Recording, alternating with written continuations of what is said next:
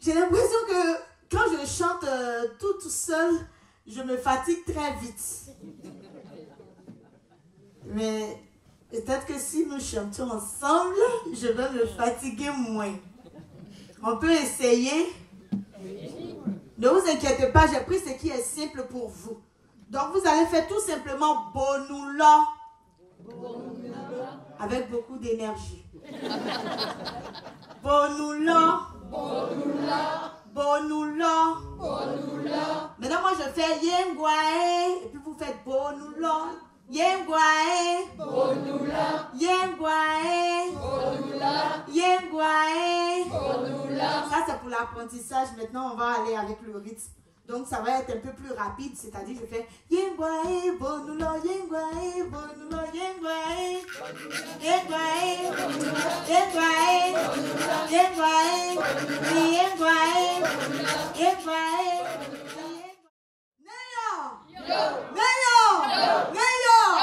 Ma grand-mère me disait un jour qu'une seule main ne peut pas applaudir.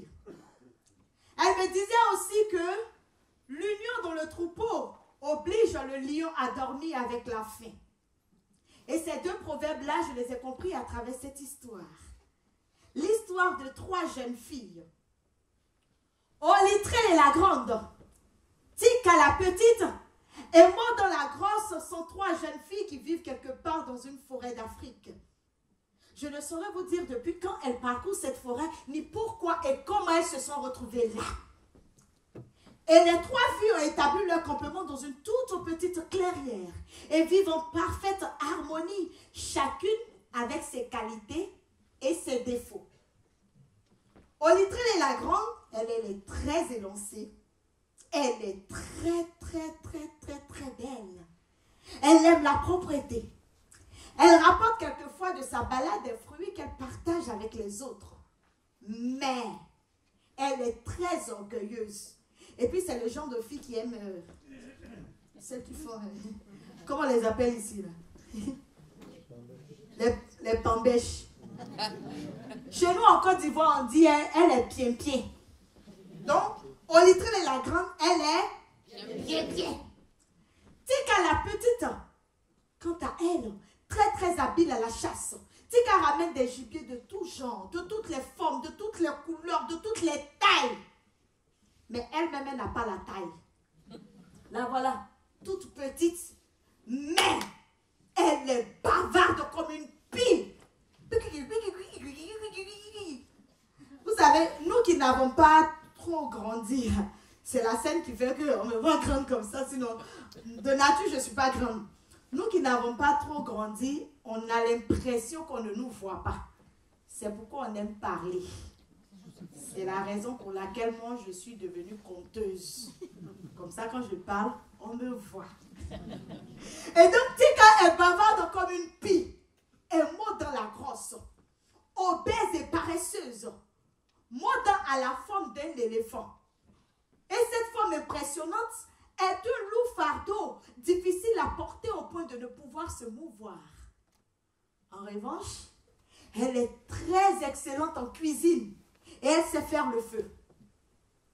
Et un soir, comme à l'accoutumée, les trois filles décident de faire le feu. Olitrel et la grande apportent la paille de raffia. Tika la petite, les fagots. Et Maud dans la grosse est chargée de faire le feu. C'est donc dans une satisfaction générale que les trois filles se rassemblent autour du feu. Elles chantent, elles dansent, tout en savourant le rôti d'antilope. Et lorsque le sommeil commence à les visiter, la nuit a beaucoup avancé. Et le matin au réveil, elles aperçoivent à la place du feu un joli garçon. C'est ainsi jusqu'au jour où un charmant inconnu fait son apparition dans le village. C'était un jeune homme du nom de Bossou. Il était d'une beauté, Comment j'ai dit ça? Une beauté, oh. Quand quelqu'un est tellement joli, il est tellement beau. C'est quel mot on peut prendre pour le qualifier? Il était d'une beauté. Mais c'est vous êtes en France, c'est vous qui devez me donner les mots. Ah, il était d'une beauté divine. C'était plus que ça. Une beauté, il est tellement... Je ne sais même pas comment je vais le décrire, tellement il est beau. Il était d'une beauté. Un Dieu? Un Dieu. Idyllique? Plus que ça. Idyllique, plus que ça. Il était d'une beauté. Un Apollon? Un Apollon, c'était plus que ça. Ça n'existe pas. Il était d'une beauté mirifique et fantasmagorique. Sa taille, sa forme, son thé, ses plaquettes de chocolat. Personne ne pouvait contenir son émotion devant le charme imposant de Bossu. Même pas Plédia qui d'ailleurs l'appréciait à la faveur d'un détail très important pour elle. Bossu l'inconnu n'avait aucune marque sur son corps. Sa peau brillait comme si Dieu lui-même a pris soin de la poncer minutieusement. Et quand Plédia l'a vue, je vous montre comment elle a réagi. Non, il était là. Il est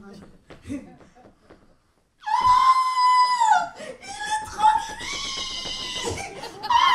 Voyez un homme qui pourrait bien m'intéresser. Il n'a aucun stigmate et sa peau a aussi laissé souple que le les femmes. Les hommes, je vais vous donner un petit conseil. Écoutez très bien. Si une femme vous aime, vous êtes sauvés.